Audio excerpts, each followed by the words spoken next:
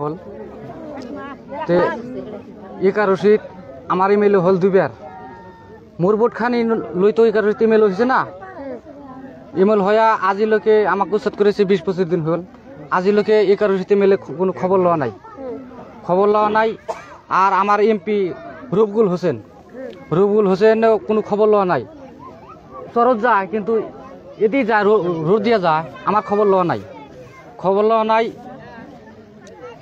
তে হে একটা ডাকাত রবিগুল হোসেন একটা ডাকাত। এই ডাকাইতে আমার মুসলিম জাতিটা ধ্বংস করে ফেলা দিল একবারে 1 নম্বর ডাকাত।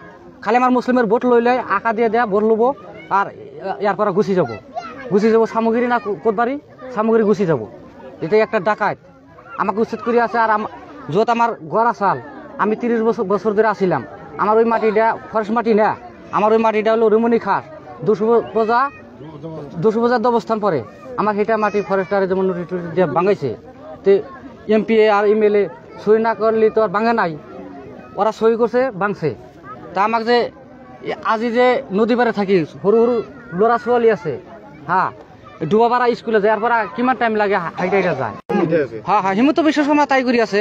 মোর মুসলিম জাতিটা ধ্বংস করে ফেলাব সেইটাই কৰি আছে হিমন্ত বিশ্ব শর্মা। তো হিমন্ত বিশ্ব শর্মাক আর কি কম, মোক তো বেয়া পায়, মোক মারি ফেলালি আর তার কোনো আপত্তি নাই। মোক আর মাটি আর করপরা দিব, মোক যাতে ঘর আছে তাতে আমাক মাটি দিবা লাগবো, তাতে মই ঘর উঠাম। কিন্তু তেওঁলোকক সহায় কৰি আছে এমপি আৰু বিধায়ক। তাই কৰি আছে একারশিত আলমে আর রবিগুল হোসেনে এই হিমন্ত বিশ্ব শর্মাক সহায় কৰি আছে। মানে এটা পইচা হিবিটিভিট। আর রবিগুল হোসেন তো একটা ডাকাত এই পেট খানি যে হয়েছে ইমানখানি পেট যাচ্ছে কার পারা হয়েছে ইমানখানি পেট, এই গরিব মানুষ রক্ত চুষিয়া না পেট খানি হয়েছে। হ্যাঁ আর একারশিতে এটাও তো ডাকাত। পাবলিকের রাজ্যের একটা কামও করা নাই একারশিত আলমে। এখানে কথা আমার শেষ।